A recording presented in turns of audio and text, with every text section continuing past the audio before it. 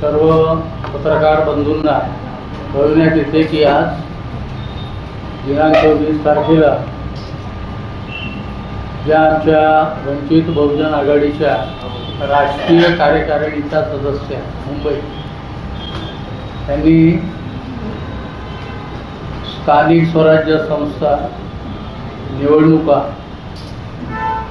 त्यांच्याबद्दल ही press conference ठेवली आहे आणि त्याच म्हणजे सुरुवातीस आपल्या इथेच होत्या त्या, पण आता नुकत्याच वर्षभर झालं राष्ट्रीय कार्यकारिणीच्या त्या सदस्य झालेल्या आहेत. तर त्यांच्याकडे नागपूर विभाग जे आहे त्यांच्याकडे तर स्थानिक स्वराज्य संस्थेच्या निवडणुकीच्या बद्दल त्या मार्गदर्शन करणार आहे. या पत्रपरिषदेत पुढील पत्रपरिषद ही त्यांचं नाव सुजाता वाल्देकर, ॲडव्होकेट सुजाता वाल्देकर. तर पुढील पत्रपरिषद त्या संबोधित करतील, मार्गदर्शित करतील. मी विनंती करतो सुजाता मॅडमला की त्यांनी पुढील पत्रपरिषद कंटिन्यू करावी.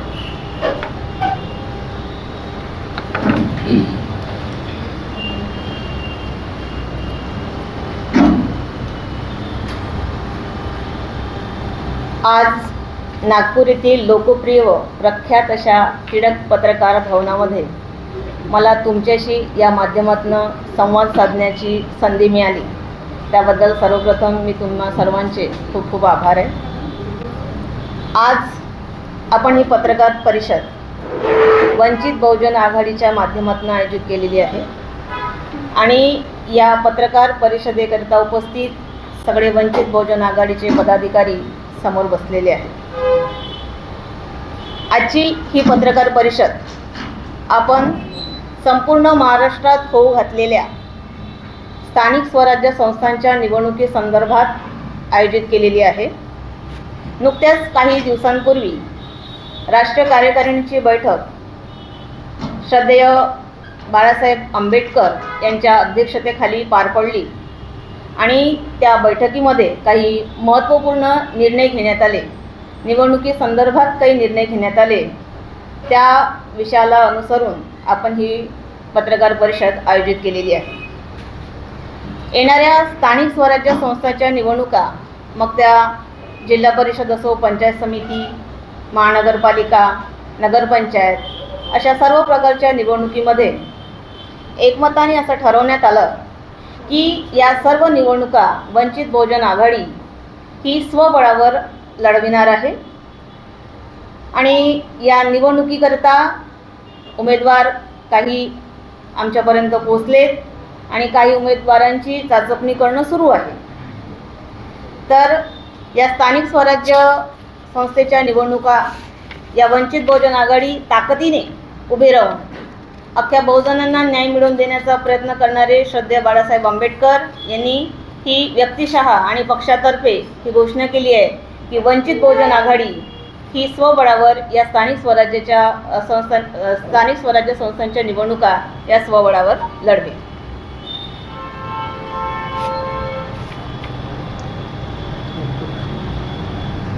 बस हे घोषणा करण्यासाठीच आपण ही पत्रकार परिषद आयोजित केलेली. काही प्रश्न असतील तर आपण विचारू शकतो.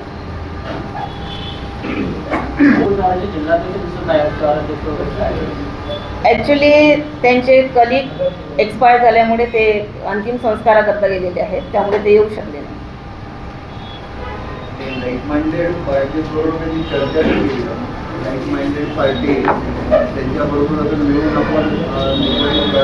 युती संदर्भात बाळासाहेबांचं असं म्हणणं आहे की हा तर आमचा फर्स्ट हँड डिसिजन आहे की आम्ही ह्या ज्या निवडणुका आहेत या स्वबळावर लढणारच.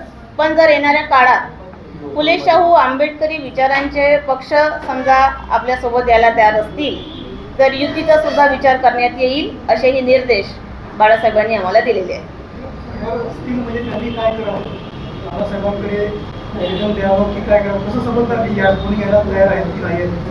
जर पक्षाचे श्रेष्ठ पदाधिकारी किंवा डिस्ट्रिक्ट लेवलचे पदाधिकारी समजा भेटले स्थानिक लेवलच्या पदाधिकाऱ्यांना तर तो एक मॅसेज आम्ही बाळासाहेबांपर्यंत पोहोचवू आणि जो काही निर्णय होईल तो बाळासाहेबांच्या आदेशानुसार घेण्यात येईल. आपण तसं म्हटलं की बहुजनांना न्याय देण्यासाठी बाळासाहेब कार्यरत आहे, पण जे तुमची वोट बँक आहे त्यांनीच जर पुढाकार घेऊन जर तुम्हाला पात्र व्यवहार जर केलं बाळासाहेबांना, तरी सुद्धा बाळासाहेबांकडून अजूनपर्यंत कोणत्याही पद्धतीचा रिप्लाय आलेला नाही, तर तुमच्या मतदारांनी काय समजावं? बाळासाहेब आंबेडकर हे नियमित युतीच्या संदर्भात पॉझिटिव्हच असतात, परंतु काहीतरी नॅरेटिव्ह पसरवला जातो आणि तशी अफवा पसरवली जाते. पण यात वास्तव काय आहे हे आपण पत्रकार आहात, आपण शोधून काढलं पाहिजे की वास्तविकता नेमकी काय आहे.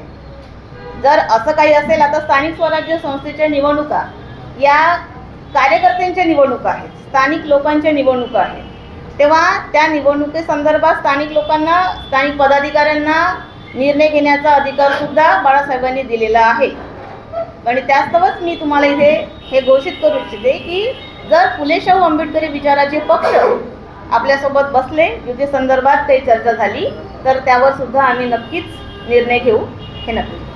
दोन्ही प्रश्न आहे. पहिला प्रश्न ते आहे की जी मुस्लिम इंडिया महाराष्ट्रात आली पहिल्यांदा, त्याचा तो लोकांना पाळण्यात नाही आला.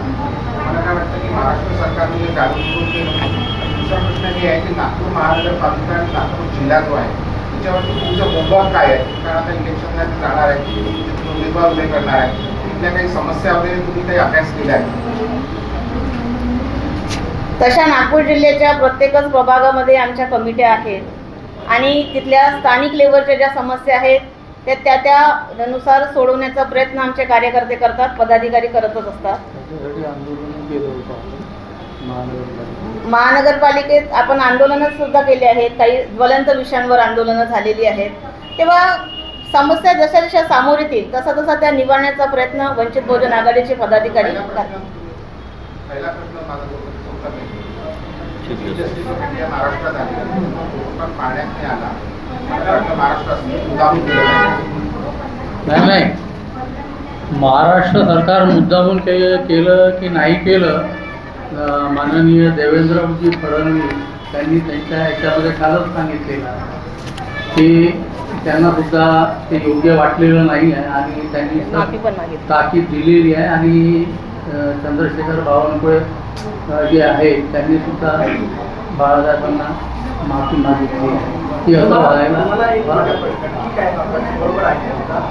एक वंचित बहुजन आघाडी माननीय मुख्य न्यायाधीश भूषण गवई साहेबांसंदर्भात एक वादग्रस्त असं वक्तव्य केलं आणि तो व्हिडिओ व्हायरल झाला. तुम्ही वंचित बहुजन आघाडीचे सगळे पदाधिकारी आहात. मुख्य न्यायाधीशांचा हा अपमान नाही का सिद्धार्थ आंबेडकर यांनी केलेला?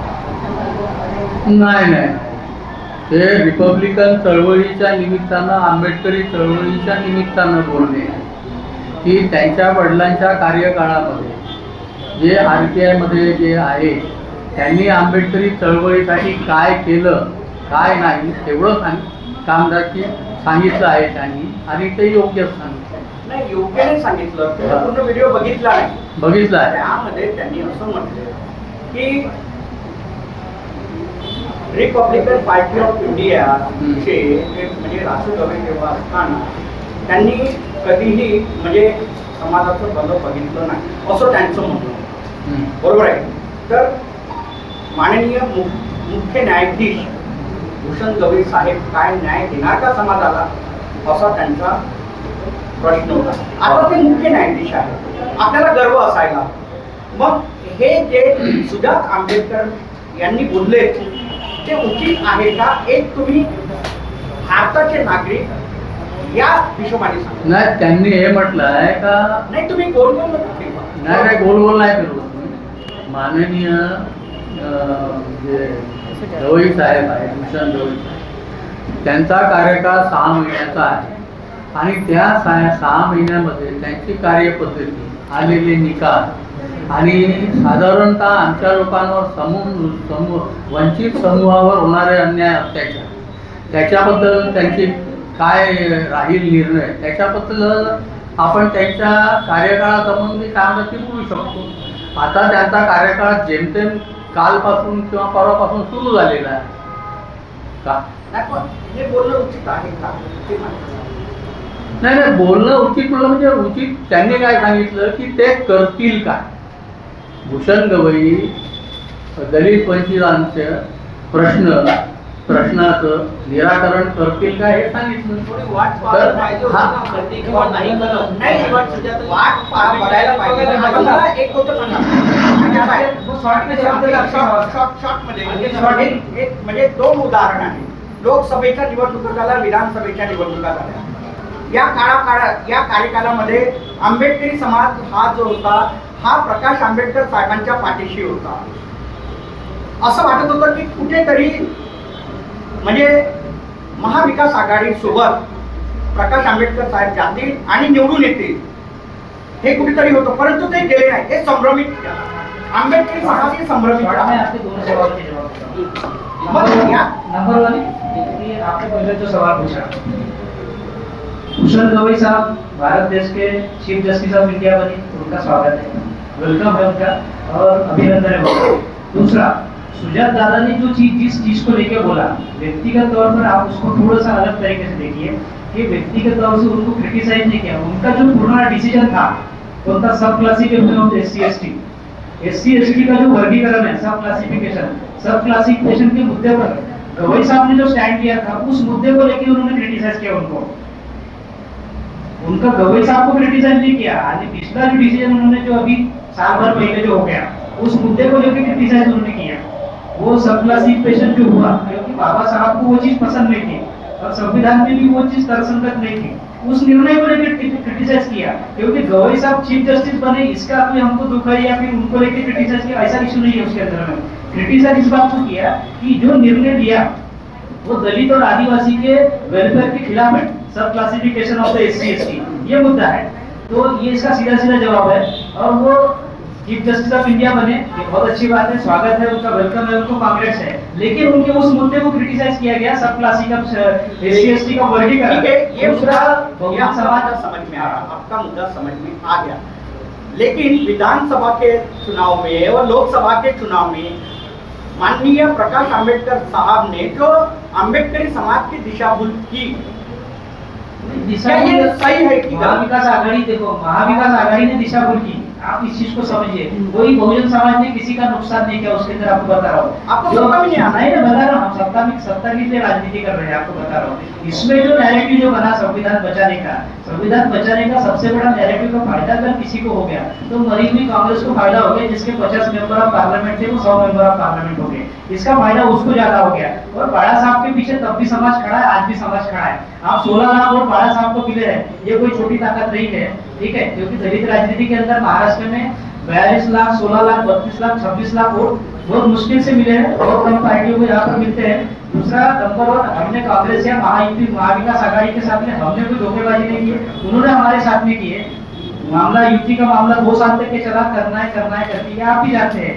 लेकिन जब हमने उनसे वो सीटें मांगे, 12 सीटें जो आप वो 20 साल से हार रहे थे, उन सीटों को जब हमने डिमांड किए तो वो सीटें देने के लिए वो पहले 12 में से 8 पर आया, 8 का कमिटमेंट हो गया. उसके बाद में बाड़ा साहब ने फिर बढ़ा करके जब तक कि उनका डिक्लेयर होने नहीं था, फिर भी बाड़ा साहब ने 8 ऐसे सीटों पर कांग्रेस और राष्ट्रवादी को सपोर्ट किए. चाहे सुप्रिया सुळे हो, उनके खिलाफ उम्मीदवार नहीं डाले, या विकास ठाकरे के खिलाफ उम्मीदवार नहीं डाले.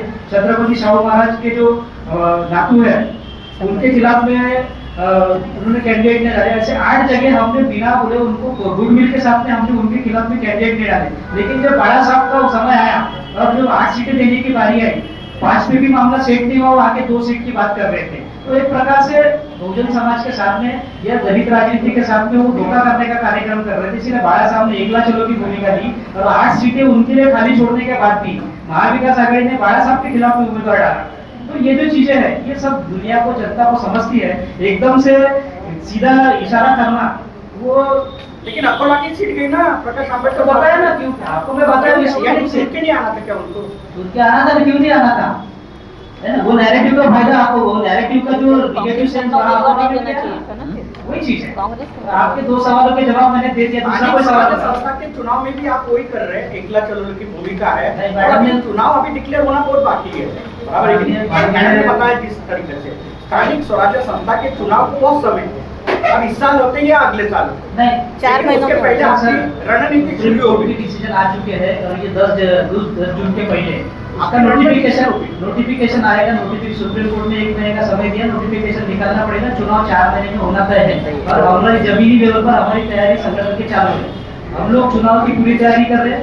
मैडम ने बहुत क्लियर कट आपको बताया कि एकला चालू का विषय नहीं, ये हमारी अपने दम पर करने की तैयारी है। लेकिन लाइक माइंडेड पार्टीज अगर फुले साहब अम्बेडकर विचारधारा को मानने वाली पार्टियां अगर साथ में आती है तो उनके साथ में भाईचारा बना के हम लोग आगे बढ़ने को तैयार है। उनके तरफ से अगर सकारात्मक प्रस्ताव आए तो